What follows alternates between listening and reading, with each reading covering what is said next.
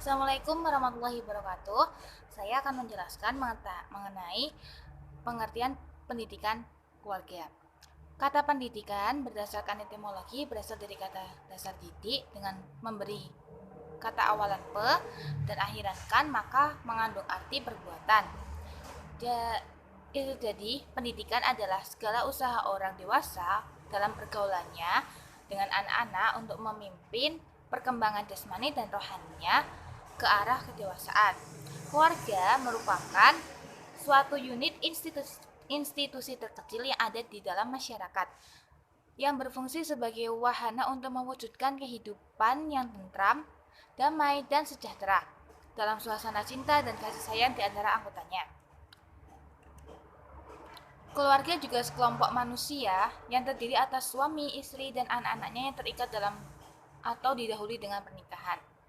Dapat disimpulkan bahwa pendidikan keluarga adalah pendidikan yang berlangsung di dalam keluarga yang dilaksanakan oleh orang tua sebagai tugas dan tanggung jawabnya dalam mendidik anak dalam keluarga. Mansur mendefinisikan pendidikan keluarga adalah proses pemberian nilai-nilai positif bagi tumbuh kembangnya anak sebagai fondasi pendidikan selanjutnya. Pendidikan yang baik di dalam keluarga sangatlah dibutuhkan bagi tumbuh kembang anak. Selanjutnya yakni metode pendidikan anak-anak dalam keluarga. Metode berasal dari bahasa Yunani yaitu meta dan hados. Meta berarti melalui atau melewati, sedangkan hados artinya jalan atau cara. Jadi metode adalah cara atau jalan untuk mencapai tujuan tertentu. Dalam hal ini ada metode mengenai pendidikan anak di dalam keluarga.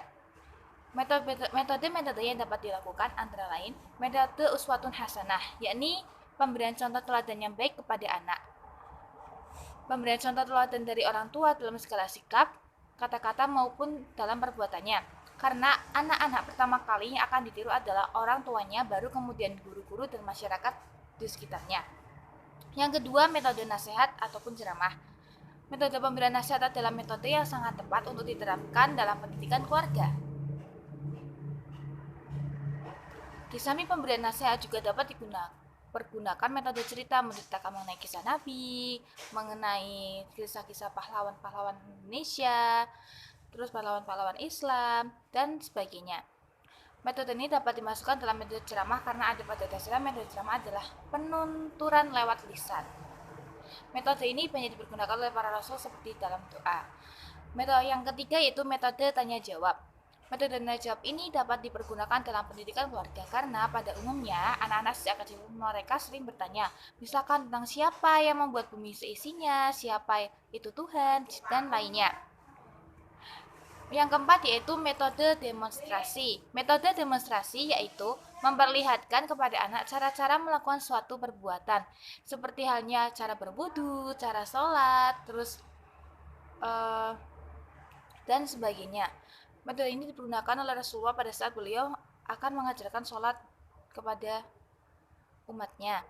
Yang kelima yaitu metode musyawarah dan diskusi. Dalam metode ini, di mana anak-anak dilatihkan untuk ikut memecahkan suatu masalah, sehingga dengan demikian anak-anak merasa diakui keberadaannya, terutama baik anak yang masih kecil maupun yang sudah remaja. Contohnya seperti mengadakan musyawarah tentang pembagian harta, terus zakat, pembagian jumlah, dan siapa-siapa yang akan mendapatkan dan lain sebagainya. Yang keenam yaitu metode karya wisata. Dalam hal ini yaitu suatu metode mendidik agama dengan jalan mengajak anak-anak untuk melihat keagungan ciptaan Allah Subhanahu wa taala. Seperti mengajak anak untuk melihat pantai, gunung-gunung, air terjun dan lain sebagainya. Sekian dan terima kasih. Wassalamualaikum warahmatullahi wabarakatuh. Selanjutnya akan dilanjutkan oleh pemateri selanjutnya. Terima kasih. Perkenalkan, nama saya Husna Malida, NIM 2419033. Di sini saya akan memperkenalkan fungsi pendidikan anak di keluarga. Sebagai sistem sosial terkecil, keluarga memiliki pengaruh sangat besar dalam hal pembentukan karakter suatu individu. Keluarga merupakan produsen dan konsumen sekaligus dan harus mempersiapkan dan menyediakan segala kebutuhan sehari-hari seperti sandang dan pangan. Keluarga merupakan tempat ternyaman bagi seorang anak. Berikut fungsi pendidikan dalam keluarga. Satu, mempersiapkan anak-anak bertingkah laku sesuai dengan nilai-nilai dan norma-norma aturan-aturan dalam masyarakat di mana keluarga tersebut berada dalam lingkupan sosialisasi. Kedua, mengusahakan terselenggaranya kebutuhan ekonomi rumah tangga, sehingga keluarga sering disebut unit produksi. Ketiga, melindungi anggota keluarga yang tidak produksi lagi atau jompo. Keempat, meneruskan keturunan reproduksi. Kelima, mengajarkan keyakinan agama dan cara-cara beribadah kepada anak-anaknya dengan baik. Nah, keterlibatan orang tua dalam pendidikan anak di sekolah berarti adanya kerjasama, komunikasi, serta saling memotivasi sebagaimana dikemukakan Morrison dalam Soemyarti Padmonodewo dengan menekankan 3 orientasi, yakni yang pertama, orientasi pada tugas. Nah, bentuk orientasi ini adalah keterlibatan orang tua dalam membantu program sekolah yang berkaitan sebagai staf pengajaran, staf administrasi, sebagai tutor, melakukan monitoring, membantu mengumpulkan dana, membantu mengawasi anak apabila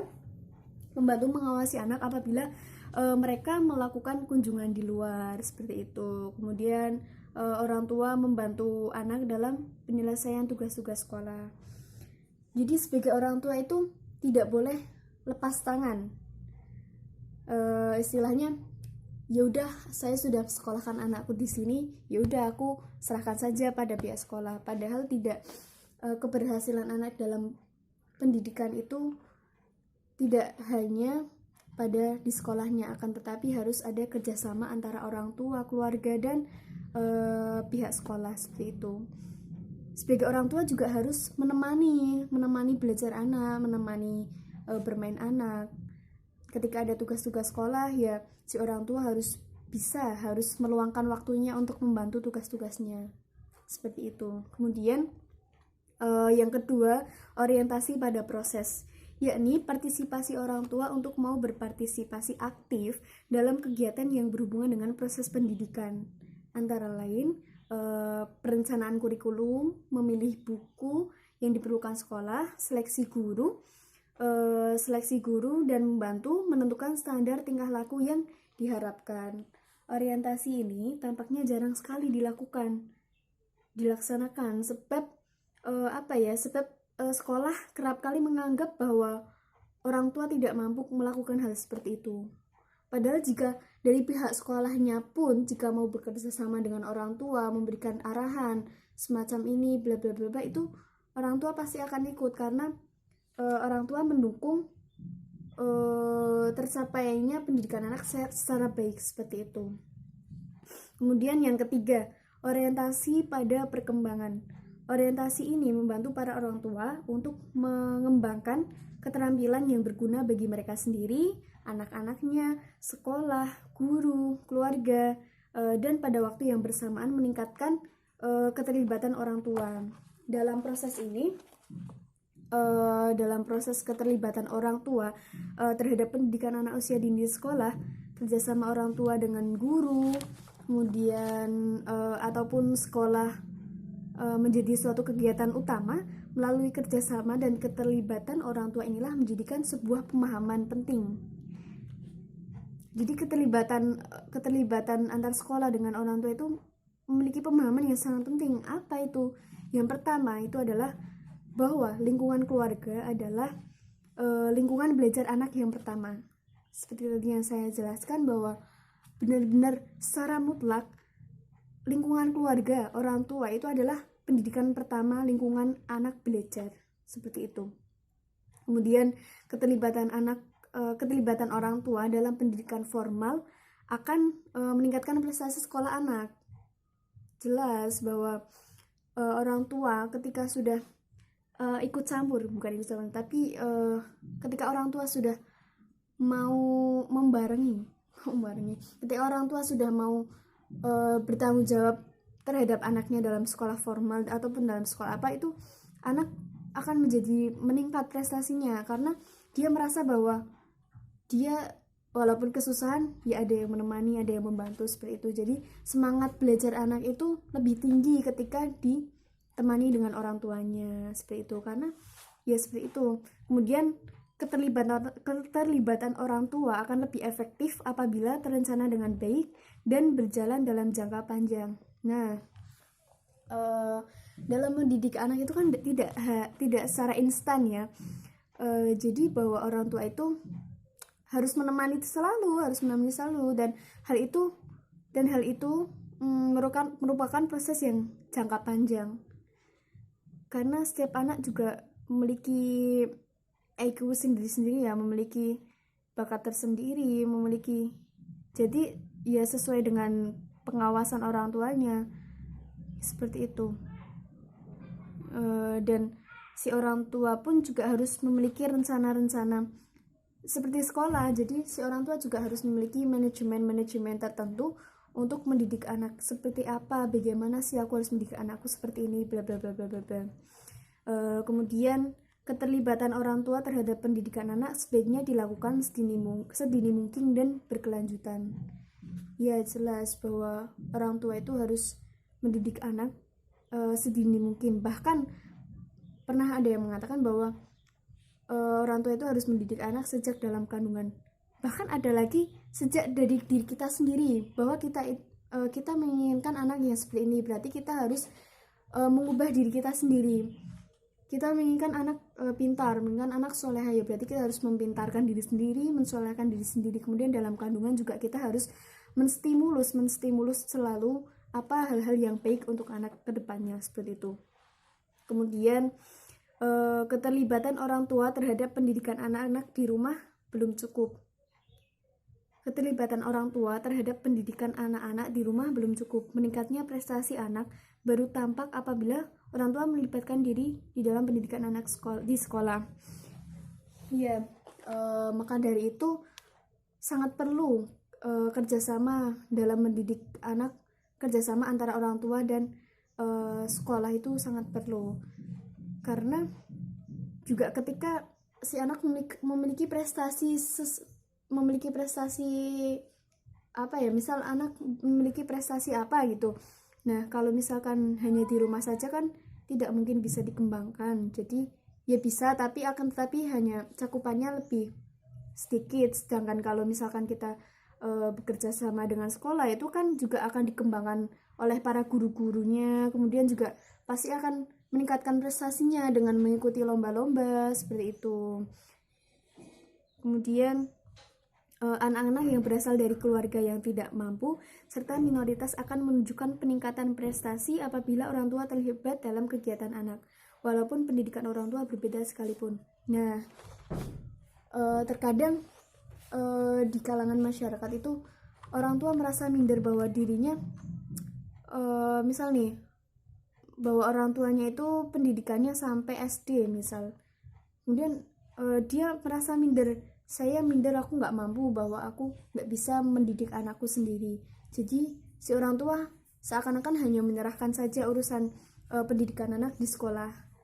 Padahal hal itu tuh tidak apa ya. Terkadang bahkan ketika walaupun orang tua pendidikannya berbeda, itu ketika orang tua tetap mau mendampingi anak dalam belajar, itu dapat meningkatkan prestasi anak. Seperti itu. Kemudian untuk mencapai kerjasama dan tingkat partisipasi serta komunikasi yang optimal, orang tua dan guru harus melakukan berbagai aneka kegiatan seperti home visit yang dapat dilakukan guru ataupun orang tua, pertemuan rutin antara sekolah dengan guru, serta laporan berkala dari pihak sekolah untuk disampaikan kepada orang tua. Laporan ini bisa memuat peningkatan prestasi, pengembangan karakter anak, ataupun tes psikologi dari anak. Nah, laporan-laporan tentang perkembangan anak itu juga sangat dibutuhkan kepada orang tua. Jadi sebagai guru pun dari pihak sekolah juga harus benar-benar memperhatikan bertahap-tahap anak dalam belajar. Jadi si guru harus benar-benar memperhatikan perkembangan anak dari awal masuk sekolah. Itu seorang guru itu harus benar-benar memperhatikan, dan seorang guru itu harus sabar dalam mendidik anak, karena kan tidak mungkin anak itu serasi seperti ini semua. Jadi benar-benar seorang guru itu harus sabar, harus tekun, harus intinya harus benar-benar memperhatikanlah perkembangan anak itu bagaimana, seperti itu, dan harus bisa mengembangkan yang lebih baik, seperti itu. Di sini saya akan menjelaskan tentang pentingnya pendidikan dalam keluarga.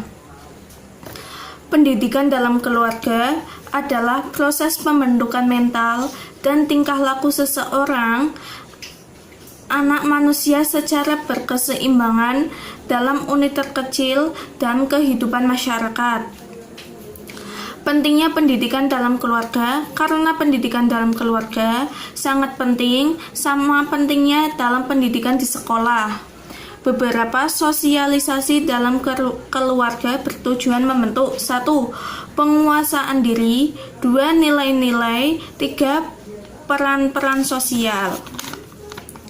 Yang perlu diperhatikan dalam peran-peran sosial secara pendidikan dalam keluarga memang berlangsung secara spontanitas. Hal-hal yang perlu diperhatikan orang tua. 1.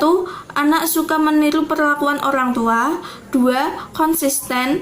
3. Kesepahaman ayah dan ibu.